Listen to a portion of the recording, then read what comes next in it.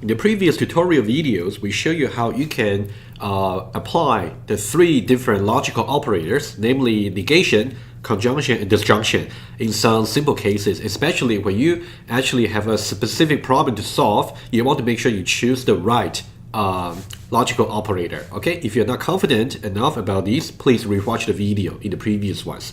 And now we're gonna go one step further. The reason that we are teaching you about Boolean literals, about relational operations, and how to combine relational operations using logical operator, simply because we want to build something that can be more complicated for your programs, and so we can handle more interesting problem. Okay, so now I'm gonna have a series of examples to show you, but let's focus one at a time. So what we want to show you now is a new construct for a control structure called if statements or selection or conditional. Okay, so what we want to do is let's create a new class over here. Okay, right click on your projects and say new, and then we can say class. Okay, so now we can say if statements. Okay, if statements, I would say app, so which means some application. If statements app 1. Okay, we're going to do quite a few in later videos as well. So let's start with number 1, the simplest one possible. Okay, and choose the main method to be generated, and then we say finish. Okay, let's maximize the the class over here in the editor. So now let's try. Okay, let's first of all, let me just say scanner. Okay, and make sure the scanner is defined so we can read user's input. And then over here, I'll say system.in so I can read from the keyboard. And then at the end, so input.close over here. So let's now do something very simple, just to illustrate the simplest syntax you can do for the if statements.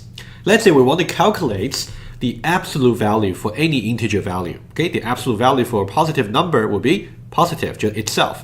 But the absolute value for negative number will be to apply the negative sign to it. Okay, so now problem is we want to calculate, okay, you can say read from the user and integer and return the absolute value, okay, of that input integer. Okay, let's see this. So system.out.println, okay, we can say enter an integer, okay, over here, and it can be positive, 0, or it can be negative. Okay, so now let's say integer I is assigned to input.next int over here. Okay, that's whatever the user entered from the keyboard.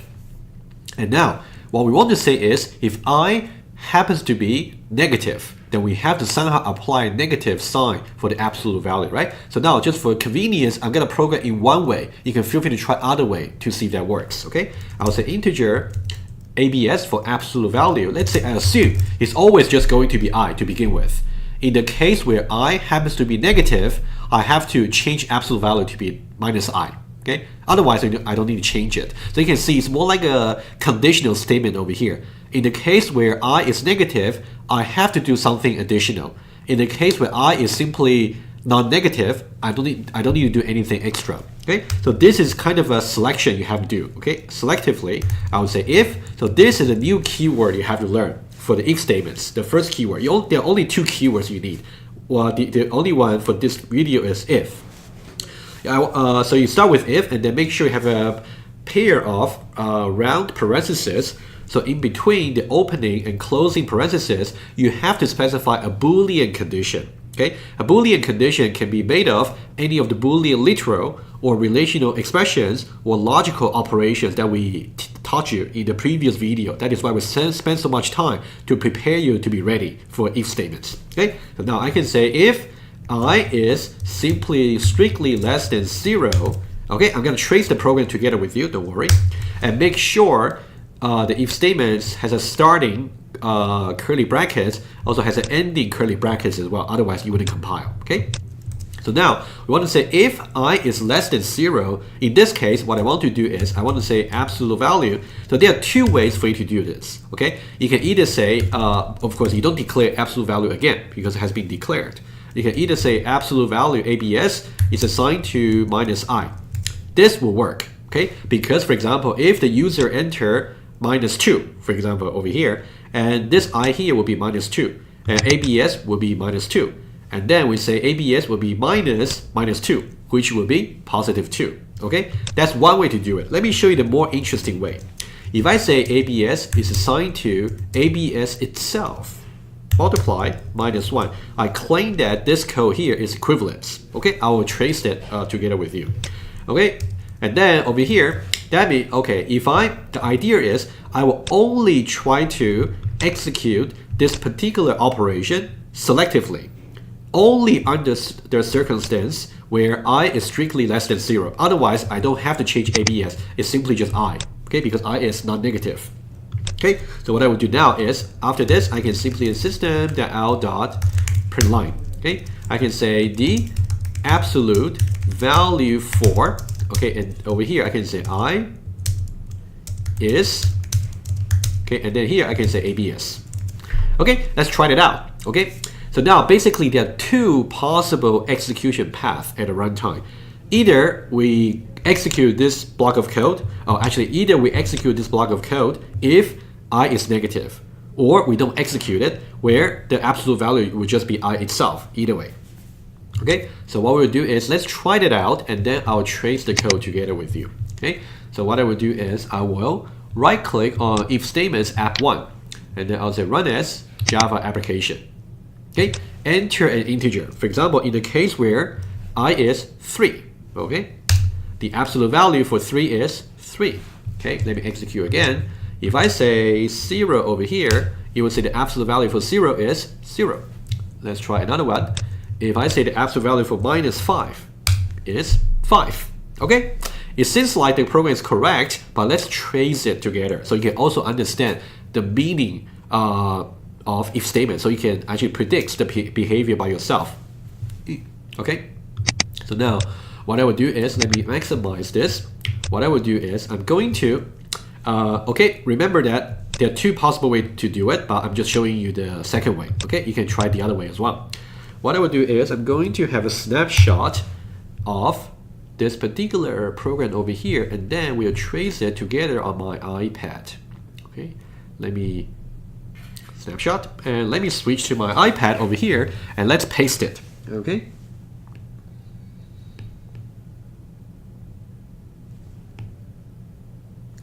Okay, it's going to react from the computer. Let's just wait a bit. Okay, it should be ready. So now let's paste it.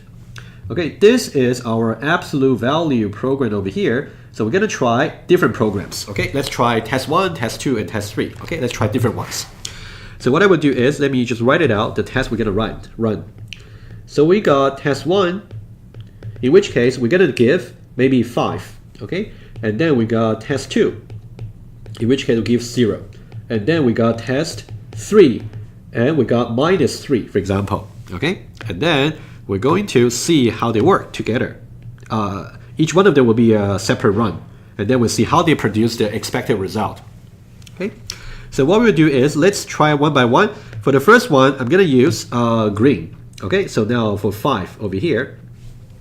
So now that means when we prompt the user, and then when we try to execute this line over here, we know that over here it is going to the user is going to enter 5, right? And then 5, that means 5 is going to be stored for I, right?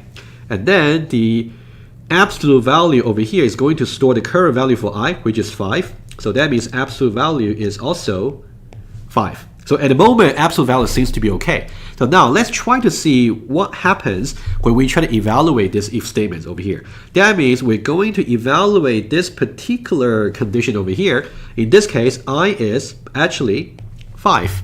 So now 5 less than 0 is going to give us false. Okay, false. I put F over here for false.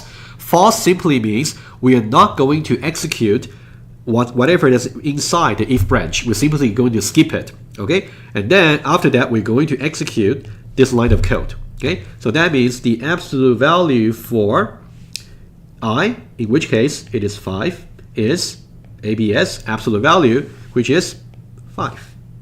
Okay, let me highlight the execution path for you. You can think about what we have just done is this particular path. Okay, we started with this line over here, we execute it, and then we execute this line as well, and then we execute this line as well, and we also execute only this line over here to evaluate to see if the condition for if is true or false. In that case, it is false. That means we don't execute the line within the if branch. So this block of code is simply just not executed, okay? And then that means we're going to bypass that, and then we're going to execute this line. So this is the execution path for test 1. Okay, let's now try another one over here. So let me just try another one. Okay, let me just make another one. Okay, make it a little bit smaller, otherwise I don't have space for the other 2 tests. This one should be big enough. Okay, so now let's try test 2. For test 2, let me use blue. So now for test 2, I'm going to use 0. Okay, it's going to be very similar. Okay, so now I'm going to be a little bit faster here. So we execute this line here. Okay, enter integer. So now when we enter 0 over here, that means I will be 0 in this case to be stored. And then the absolute value will just be 0 always, and absolute value will be 0. Okay, and now we're always going to evaluate the condition first to decide whether we should go inside the code within the curly brackets for the if. So now 0 less than 0 over here should be false. So that means we're going to bypass this block of code. We simply don't execute it, and that means we're going to execute this block of code. The absolute value for I, in which case it is 0, is absolute value which we just store over here, so it has not been changed. So that will just be 0. Okay, and the execution path will be the same as the case for 5. Okay, so that means we execute this line over here, and then we execute this line. We execute this line. We execute to evaluate this condition over here, in which case it is false. That means we bypass what's inside the branch of the code, and then we execute the outside the if. Okay, that's what we have. Okay, hopefully you understand these 2 cases. Let's try another one over here. Let's just try the last case, which will be a little bit different. Okay, let me just maximize. Okay, sorry, that's a bit small, but hopefully it is still visible for you. So now for this, I'm going to use red to show you. We're going to use -3. Okay, again, enter integer, and now in this case, we're going to enter -3. Okay, -3, and I is going to be -3, and then I here is -3. That means that ABS is temporarily stored as -3. Okay, so now if I is less than 0, I is -3. Now -3 less than 0 is going to evaluate to true, right? So this is going to be true. So now true, which is different from the previous 2 cases, right? In the previous 2 cases, simply false. If it is true, that means we're going to execute every line of code that's within the curly brackets over here. Okay, that means we're going to execute this line. That's the only line. Okay, now let's see how we can analyze this execution over here. So now we are trying to do a reassignment for the variable ABS. At the moment, ABS is simply just -3 at the moment, right? So now, right hand side, ABS is -3. -3 multiplied -1 is going to give us 3. And then we store 3 back to this particular variable, which is 3. Okay? So now think it this way. Basically what we're doing is, after this line, ABS is storing -3. And after this line over here, we are replacing this by 3 itself. Okay? So now, when we try to execute this line over here, the absolute value for I, in this case, I is still -3. Is ABS, in this case, it will be 3. Let's see how the execution path looks like. In this case, what you will have is, we execute this line over here, enter integer, and also we execute this line here, and then we execute this line here, and then we also execute this line to evaluate the condition. So far, so good. So far, it's the same as the other 2 tests that we just performed.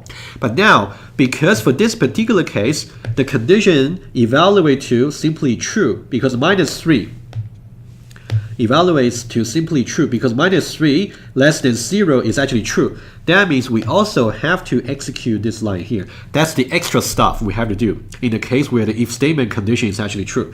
And then outside the if, we always also have to do this. So you can think about this. Think it this way.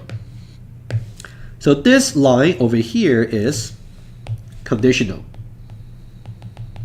It's conditional execution, which means we only execute it if the corresponding condition over here is true. The other lines, all the 3 lines over here, and also this line over here, they are not under any if branch. So these are unconditional. Unconditional execution.